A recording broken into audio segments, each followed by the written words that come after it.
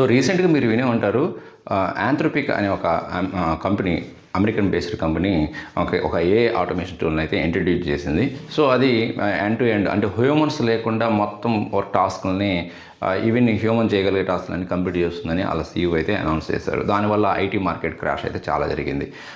IT సెక్టర్కి సంబంధించి స్పెషల్గా మన ఇండియన్ ఐటీ సెక్టర్లో సర్వీస్ బేస్డ్ కంపెనీస్ ఏవైతే non IT job related work ఏదైతే ఉంటుందో, లైక్ డాక్యుమెంటేషన్ వెరిఫికేషన్ కానీ, రివ్యూ చేయడం కానీ, ఈమెయిల్స్ కానీ, ట్రబుల్ షూటింగ్ కానీ, అంటే రిపీటెడ్ వర్క్ ఉంటుందో వాటన్నిటికీ కొంత థ్రెట్ అయితే ఉంది ఈ ఏఐ ఆటోమేషన్ టూల్ వల్ల అనేది. అంటే ఒక ఫ్యూచర్ని దృష్టిలో పెట్టుకొని ఎవరైతే ఐటీ స్టాక్స్ కొని ఉంటారో వాళ్ళందరూ కూడా ఇంకా ఈ ఏఐ ఆటోమేషన్ టూల్ వస్తే ఇంక హ్యూమన్స్తో పని ఉండదు, బిజినెస్ టీమ్తో పని ఉండదు, సో అంతా ఇదే చీప్ అండ్ బెస్ట్లో చేసేస్తుంది కదా అని చాలామంది ఏం చేశారంటే ఐటీ స్టాక్ మార్కెట్ ఏవైతే స్టాక్స్ కొని ఉంటారో అవన్నీ కూడా సేల్ చేసేసారు. అందువల్ల ఒక్కసారిగా క్రాష్ అయింది ఆ ఒక్క సెషన్ ఆ రోజు మాత్రం.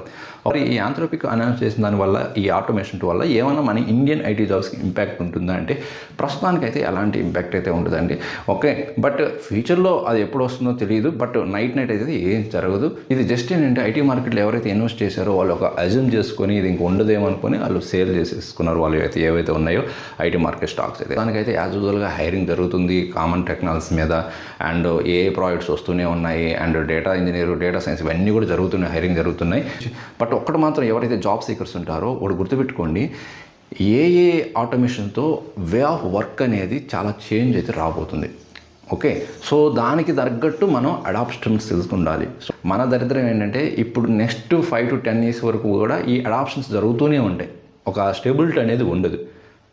ఆ తర్వాత నెక్స్ట్ 15 years 20 years తర్వాత ఎవరైతే ఉంటారో వాళ్ళకి ఒక మంచి స్టెబిలిటీ, ఈ ఓపెనింగ్స్ ఇవి ఉంటాయి అనేది ఒక స్టేబిలిటీ ఓపెనింగ్స్ ఉంది. ఈ నెక్స్ట్ 10 years అయితే మాత్రం ఐటీ ఇండస్ట్రీలో వర్క్ చేయాలనుకుంటే కంటిన్యూగా ఉన్న న్యూ స్కిల్స్ని అప్డేట్ చేసుకుంటూ ఉండటం అండ్ జాబ్స్ చేసుకోవడం తప్ప ఇంక చేసేది ఏం లేదు.